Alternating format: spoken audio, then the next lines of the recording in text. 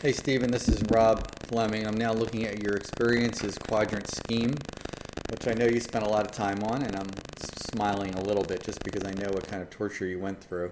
I'm not smiling out of happiness for you. I'm smiling because I know just how hard these things can be when you have such high standards. In any case, let's just take a look at what you got here. I'm going to get my mouse going here, and I'm going to have my little pen. Maintain east-west corridor, pedestrian path, and ventilation corridor check. We'll look at that. That's a kind of a really interesting urban approach right there. Incorporate a stronger view corridor, right? Got that. That's right there. Check. Improve general building footprints forms for temperate climates. So you try to get the rotation going. Good. Largest roof slopes are pitched southward for PV. Good. Southernmost building is rotated 15 degrees. Good. Improved orientation to views towards the river, yes. All three buildings interconnected to establish stronger courtyard relationship. Okay, we'll see. I'm going to take a look. Scheme utilizes combined gym, auditorium, cafeteria to gain precious open space. Right, and you know, I mean, I said in my handout that I don't like trade-offs, but sometimes there may be a trade-off there. I might have lied to you because you may have to have that as a trade-off. So this would be your site plan. And just starting from the culture's perspective, it seems to me that there's kind of a great urban gesture here. And I know I see it in the perspectives when I look later, but it's really a nice way to pull in the community into the space. Now, what you essentially have now is a campus. So I'm wondering how this is. So it's the only concern I have from a cultural perspective, of course, is security. I wonder if there are these giant gates that open and close and open and close and not open and close. I don't know. We'll have to think about that. So, but I really like the campus feeling of it and the way that you're kind of brought in and you kind of follow the contours. Not only are you following the water, and you know, this water may end up being these little water elements that pop up, or they may be places where stormwater spills out. I don't know if you've ever heard of what a runnel is. A runnel is a way to put a trench in the ground that makes stormwater movement visible. And you can look at the Salvation Army building. I can't write with this, by Andrew Pogon, landscape architects, and that you'll see how they are able to in the ground bring in stormwater to key locations and make it part of a system, but also make it visible and celebrate it. So from a systems, so now we're moving to a systems point of view. Certainly this idea of getting the breezes moving through is also very good, right? These are the favorable southwestern summer breezes. And I think there's some opportunities there then to get some air ventilation going into these rooms. Maybe you need to bring back your tower idea and have some towers in this courtyard that can begin to harvest those breezes, draw them upwards. We'll see. Get into that. Now, the only thing I worry about from a systems point of view and looking at the winds is I worry about the northwest wind. So in our and I didn't think about this until I saw that, but in the desire to create that opening up to the bridge, which, by the way, if you happen to be a resident, you've done a great service to society here. From a cultural standpoint, you've given a gift to the neighborhood to be able to frame that view over to the bridge that's down here. I think that's fantastic. However, I wonder if, well, this might have to be a wall here with a door. Maybe this is a glass wall. Maybe it's some sort of buffer wall. Maybe it's a landscape. Somehow you use landscape. But those northwest winds, you really don't want them to whip through there because you really want to get a microclimate going in these spaces. And I don't think you'll be able to do it with that. Having said that, though, I mean, so that was wind and water. You've got your solar access is done very well. You've got all kind of great orientation there. And actually, this playground, compared to your other scheme, is a little bit more generous. And I think that's part of the benefit of having the gymatorium, auditorium, cafetorium, all those kind of great things stored together. And I like the idea of the habitat down here. I think that this is an interesting corner as I look down through here. That's kind of important, and that kind of then, maybe this habitat kind of sneaks up so that it gives you a glimmer of the wildness that might be coming down here. And I talked before in your last scheme about making this more than just trees, making a full landscape element, a habitat unto its own self. Sort of like an edge condition in a forest where you have 3 levels of plants that can create habitat something that's, for example, a deer would like, even though it's unlikely deer would get onto this site. Um, so again, as I said in your other one, you may be in a situation where you are looking at some fences and some walls here for security purposes. Not quite sure. I want to hear from Julie on that, but it's something you might want to look at. Now, a couple things on from a systems point of view in terms of circulation. You've got this great bus drop off here, which is fantastic, and you've got your parking down here. And I think this is, by the way, this is rare that you'll have that big a truck. So you've got plenty of loading action. You know, I don't even think you need a formal loading dock. I know you had that in your program. I probably should have caught that. But hey, if you have a loading dock, that's going to be pretty good. And this FM, facilities management, seems to make more sense in both its size and location, although I'm going to get into the floor plans in a minute. Now, keep in mind when you come, I assume you're bringing them out onto Kelly, and the only thing they're going to be able to do is to make a right turn. And one of the problems with the way this area of East Falls works is if you wanted to go around the block and get back up to here, you'd have quite a bit of driving to do because there's no other through streets back here. And so that's sort of the downside of that. And I think what's going to happen is a lot of people are going to try to come in and they're going to turn around and they're going to try to go back out. And you're not going to want to let them do that because you're going to have a big do not enter sign right there. And they can't make a turn this way usually. Maybe during the school year when it's not in rush hour, that's possible. You've got your car drop off here, which seems to make a lot of sense to me. This is an area of sidewalk. I guess it's somewhat used by residents from up here, but I don't think it's the worst thing that ever happened. And I guess that those cars, people coming out of there, are going to go into the building this way. And you do have what constitutes a lobby there. Now keep in mind that Mequon on the current campus operates this way. There's no real lobby that everybody comes into. The kids get out of their cars, they go into a checkout reception desk, they check in, and they go right back outside onto the campus. So, you know, here this works very well. The kids check in and they can go outside. And I think what's nice about this scheme is it creates a diversity of outdoor spaces and creates a sense of discovery and wonder as you move through, which makes me think that this landscape edge could have all kinds of things kind of built into it for kids to hide out in, as long as there's a wall there to protect them against predators. And I mean human predators, you can have a nice opportunity there. Obviously the relationship from the science classroom to that is very strong.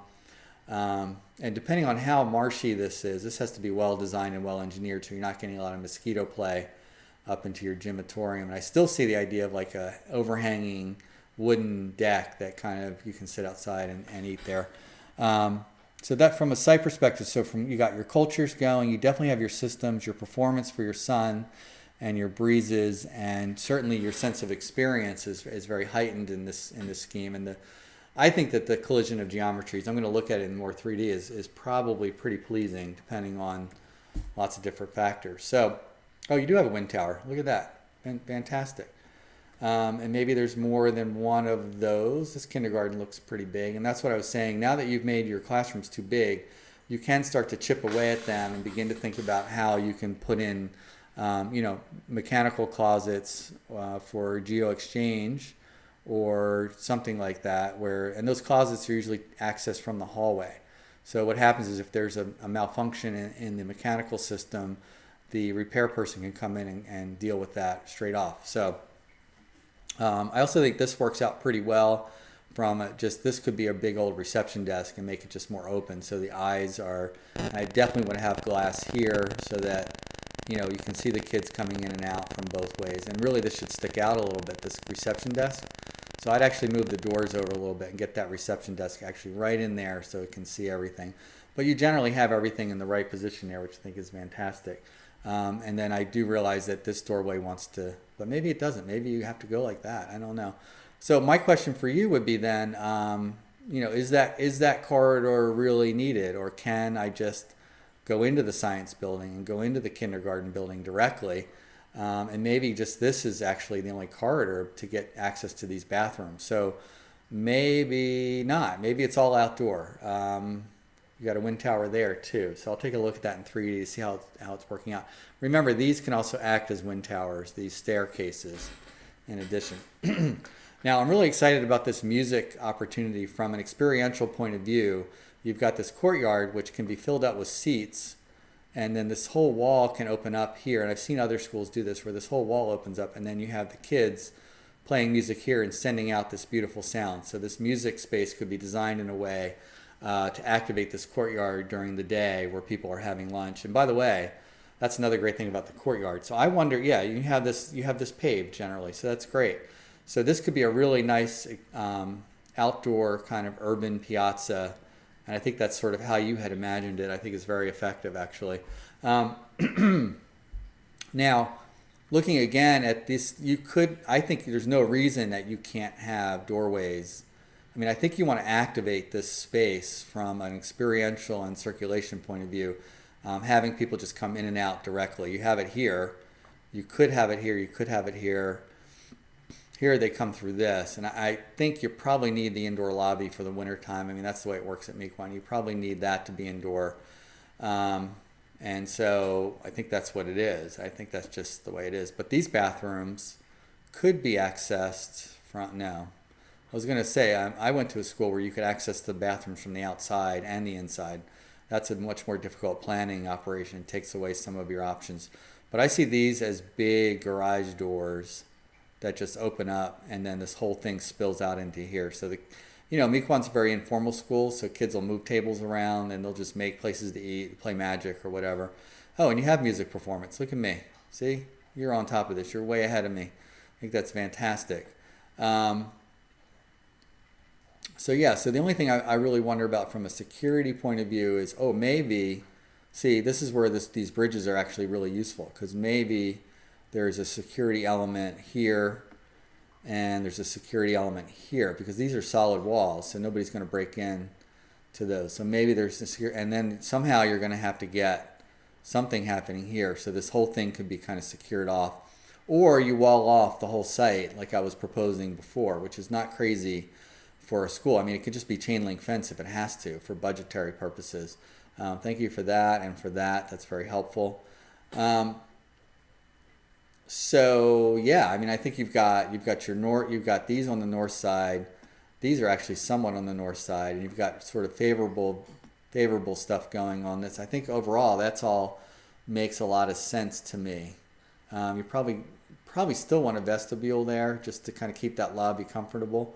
Probably need vestibules. I think that's the one place in the building, and I'd imagine that there is no air conditioning in this building. No air conditioning in this building. Air conditioning would only happen, maybe this building. Maybe. I don't think, maybe second grade gets air conditioning. And this might be where the basement is. The basement's not a terrible thing to add, especially on the higher part of the building where you're outside of the floodplain. Now let's see, on the second floor, I think things do obviously get more internally focused with corridors. So this seems to make a lot of sense to me on some levels. You've got the bridges. Not sure why this is open office. That seems like open gathering. It seems like places that would, again, have, in the wintertime, be a very nice place to kind of sit with tables and be a very casual, informal space. So let's see. You've got your fifth grade facing south. You got south. You got south. You got south. That's excellent. So you have the art on the north, which makes sense to me. You've got a wind tower there. It doesn't make sense to me, really, since the breezes are coming through here. This wind tower seems to make a lot of sense. And I'm wondering if maybe you try to capture one somewhere. I'd like to get another one catching wind here, although maybe it's something, maybe this is your wind tower. This guy acts as a wind tower and can get some benefit to the third grade. I'm not sure. But I certainly would think about having a wind tower here, maybe, or no, just opening this up. We had talked about I had suggested making these garage doors. So I'm wondering if, in the nice weather, both of these sides open up and this thing just shoots through. And you can actually see all the way through from here to here, which would be kind of great. Let's see, you got library facing north and west. Obviously, that would be a solid wall. You wouldn't put any glass on that wall. And you'd have some glass here. I think that works out pretty well. In terms of, you have your pond down here, which is great. You can also have an opportunity for some cisterns. And I noticed that you didn't bring the bathrooms up over here. probably because there's not a lot of reason to have that since they can just walk down there.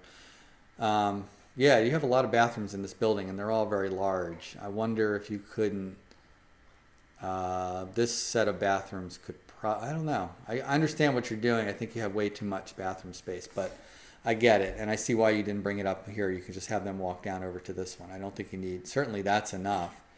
And if I'm in the library, I only have to come this way. I assume that the librarian section gets an overlook into there, which works out pretty well. And the one thing I was thinking, in terms of your axes and the views, you have a view to the bridge. So one thing I was thinking of is a little lounge here. Maybe it's a little study area for a teacher and take some kids and they get that view out to the bridge. I think you want to have, or just this corridor just gets a little wider here at the end to celebrate that opportunity. You don't really have the opportunity here to see through, and that you're not going to be able to do that. I can see that right now. Pretty crafty plan overall. Now you realize, of course, that this project has, I think, far more perimeter walls than the other scheme, but this one creates so much better space from an experiential and cultural point of view. And I guess that's the point of having the two. I think when you do your simulation, and by the way, when you simulate this, what I meant about adding up buildings is you're really doing 3 simulations. You're going to simulate all 3 of these as separate buildings, and then you're going to have a spreadsheet to add it up to get your totals. Versus the other building could possibly be done as one continuous. Now, one of the things that struck me, again, is this idea of so many perimeter walls. You've got a lot going on, and also the buildings are quite tall. So I'm a little bit concerned about the qualities of spaces, the buildings being a little overpowering from a spatial perception point of view in these outdoor spaces. So we'll take a closer look at that. But again, I mean, this is pretty cool, and you can see the bridge back there. I think that's going to be just fantastic. And it really makes me want to come in and enter the building there. So it's probably going to be some sort of element right there that's going to do that. Now, from an urban safety point of view, you know, when you make all these ins and outs, of course, you create problems for safety for people. Unfortunately, there's a lot of bad people. And so some safety-minded people would want the fence to be moved out to here so this doesn't become a place to get hurt. And let's see, so that you've got a lot of north glass there, which I suppose is okay. And again, these guys are making, actually, you're getting a lot of height here, and I want to look at that piazza in a minute to see how it's affected in terms of that. So, yeah, because you're doing this, and I realize you're getting solar on this deal here. And that's, again, another reason I like to move those back. Oh, so you did already do that. So I apologize. I see that you've made the stair or something over there. To me, I like to see these come inboard a little bit, so it frees up the roof for a pure solar array. And this will still work, even though it's not facing due south. That would still work. And this one, that's going to shade a lot of your solar. And you will have a lot of solar. This kind of wants to be a green roof probably, as does that one. And so that's the way in. But from this point of view, just looking at it from a massing point of view, it seems to be working pretty well, especially seeing it in context. And I'm looking for, I really want to get in and see, I really want to see that space is what I'm looking for. I'm worried that this is a little bit too much like a tunnel because of the heights of the buildings, and I don't know if there's anything we can do to fix that. Path Court. So that's the piazza right there. And when I look at it from here, it doesn't look too bad. Again, I don't know. I suppose that's what you did in your other classroom. So you get some air movement like that too through the classroom, which is pretty useful. And again, these can get much smaller. I think your window to wall ratio can be very small. And I think you need more glass along there for the teachers to see it, and probably less glass here, especially since that's facing due east. Yeah, and there's that section that you were looking at there. And that was the same comment about the other one, is you're competing for 2 kind of pushes of air, which I'll kind of rely on Shannon for. And I have a call into her, so I'm going to get her to take a look at what you're doing. I'm still looking for that courtyard.